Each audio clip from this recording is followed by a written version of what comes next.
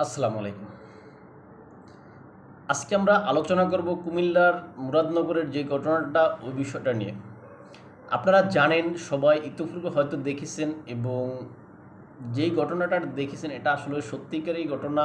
এটা বিভিন্ন সোশ্যাল মিডিয়ার কল্যাণে আমরা দেখেছি, এবং আমাদের দেশের যে মেইনস্ট্রিম মিডিয়াগুলো আছে তারাও এটা প্রচার করেছেন বা তারা এটা শিরোনাম করেছেন। এই বিষয়টা থেকে আমাদের জানা, সেখানে যে ঘটনাটা ঘটছে, একজন হিন্দু নারীকে যেভাবে লাঞ্ছিত করা হয়েছে, যেভাবে অত্যাচার করা হয়েছে, যেভাবে নির্যাতন করা হয়েছে, এটা আসলে খুবই নিন্দনীয় এবং নীতিগর্হিত একটা কাজ। এই ঘটনাতে যারা জড়িত এবং যারা এইরকম এই পৈশবিক যে আচরণ নারীর সাথে করা হয়েছে, এটা সেখানে এই নরপিশাচ যারা আছে তাদেরকে প্রশাসন গ্রেপ্তার করে তাদেরকে যথাযথ শাস্তি এটার ব্যবস্থা করুক, এটা আমরা চাই।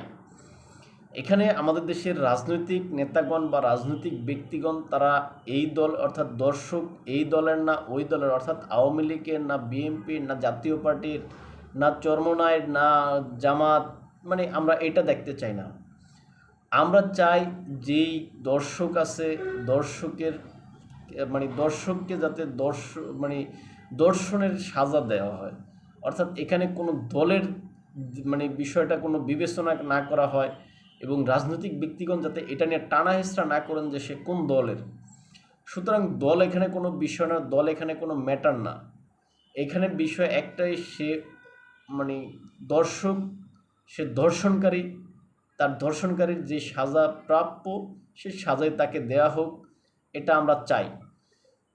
জুলাই অভ্যুত্থানের পরে অর্থাৎ 5ই আগস্টের পরে বাংলাদেশ তো আমরা ধরে নিয়েছিলাম বাংলাদেশ স্বর্গের দেশ হয়ে গেছে, এ দেশের ভিতরে কোনো অন্যায় অবিচার হবে না। কিন্তু আসলে যেই সংস্কৃতি আমরা দেখতেছি, যেই লুটপাট, যে মব, যেই এই যে হত্যা, তারপর হচ্ছে দর্শন, খুন রাহাজানি, এসবই আসলে চলমান।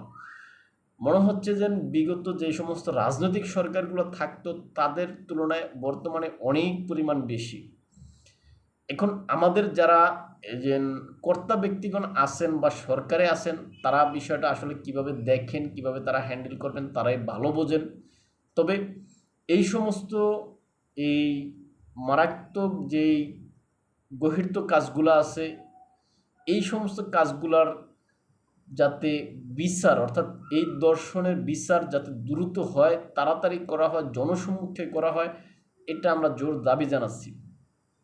কেননা এদের বিচারগুলো যদি দৃষ্টান্তমূলক হয়, সেই ক্ষেত্রে দর্শনকারী যারা আছে তারা এখানে সতর্ক হবে, তারা অন্যায় কাজ থেকে বিরত থাকবে। সুতরাং এগুলোর বিচার যত লেন্দি হবে, যত দেরি হবে, সেই ক্ষেত্রে ওই যে নিজের ইজ্জত হারানো নারী সমাজে একত মুখ দেখাইতে পারবে না, দ্বিতীয়ত সে এই যে এটার জন্য সে আদালতের ধারে ধারে ঘুরতে হবে। সুতরাং এখানে যাতে সে ন্যায় বিচার পায় ওই নারী, এটা আমরা চাই, এটা আমরা কামনা করি।